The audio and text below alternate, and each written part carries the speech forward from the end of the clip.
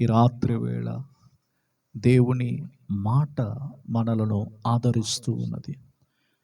దేవుని మాటల ద్వారా మనము బ్రతికించబడుతూ ఉన్నాం. ఆయన మన మీద దృష్టి ఉంచినప్పుడు మనకు ఒక గొప్ప విడుదల కలుగుతూ ఉన్నది.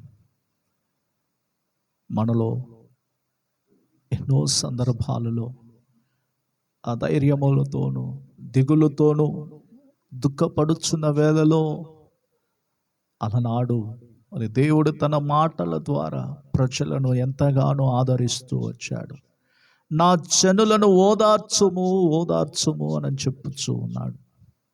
యెషయా ప్రవక్త ద్వారా జనులు ఓదార్చబడాలని మరి దేవుడు ఎంతగానో తన ప్రజల పట్ల ఆయన కనికరము చూపాడు.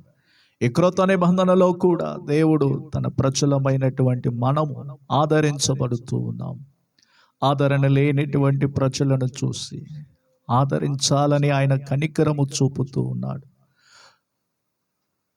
యెరూషలేమా యెరూషలేమా, కోడి తన పిల్లలను రెక్కల క్రింద చేర్చుకున్నట్లుగానే నేను మిమ్మల్ని ఎన్నో మారులను నా రెక్కల క్రింద చేర్చుకోవాలని అనుకుంటున్నప్పుడు మీరు నా మాట విననొల్లకపోతిరి అని చెప్పి వాక్యము సెలవిస్తూ ఉన్నది. ఈ రాత్రి వేళ దేవుడు మనలను తన రెక్కల నీడ క్రింద మరి రమ్మనొచ్చు ఉన్నాడు. మహోన్నతుని చాటున నివసించుట, ఆయన రెక్కల నీడ క్రింద మనకు ఆశ్రయం అనేది కలుగుచూ ఉన్నది.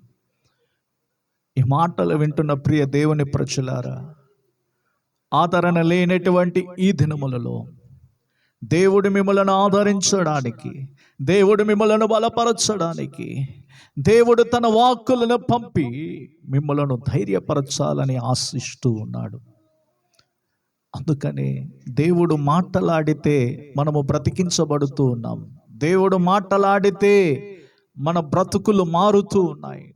దేవుడు మాటలాడితే మన పరిస్థితులన్నీ కూడా మారిపోతూ ఉంటాయి. ఈ రాత్రి వేళ దేవుడు మనతో కూడా మాట్లాడాలని మనం ఎందుకు ఆశించకూడదు?